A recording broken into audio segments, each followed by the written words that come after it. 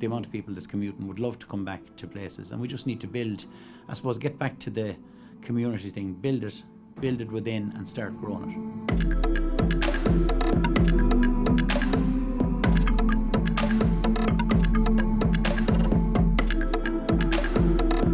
We have a small population, we have only 4,500 people, but that's good in a way. It has a sort of a village community spirit and everything else, and it's a good town, it's a safe town.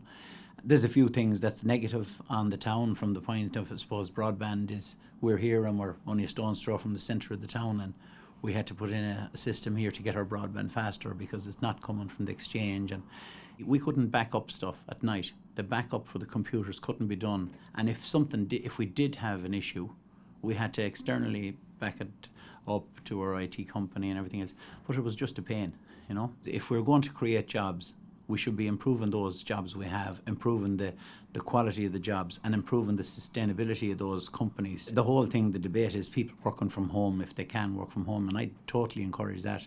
It's about a work-life balance if you can. But how can you work from home? You could probably get more productivity at home from some people than wasting time driving in and out to work. But provided they have the broadband, they have the support, and they have the support from their employers as well, you know. It's hard enough to get accommodation, rent has gone up, it's scarce. There's a number of buildings probably that could be refurbished, but the people aren't going to refurbish them because it's not going to pay them to refurbish them unless they get the clients to take them. I think it would be great if we got homegrown businesses.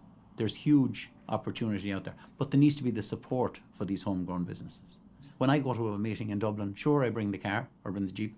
I don't go on the train because I have a number of things, because our infrastructure to get to where I'm going, and if I have 4 meetings in Dublin, it's actually going to, I did an actual trial. To go to the meetings in Dublin, I was longer going than I was bringing the car. It's absolutely ridiculous in this country. There's a guy coming in tonight from Holland to me, and he has to hire a car in the airport. He cannot get on a train in the airport to get a train to Roscommon. Roscommon is a positive place. It has got negativity because there's nothing happening, and even we're slagged at things sometimes on the radio or the television. You know, we're saying, you know, Roscommon, where's Roscommon? I think it has been hard to get staff there a few years ago. I think it's getting a little bit easier now, but if the investment comes back into the town, there is going to be opportunities for people to redo old dwellings and different stuff like that.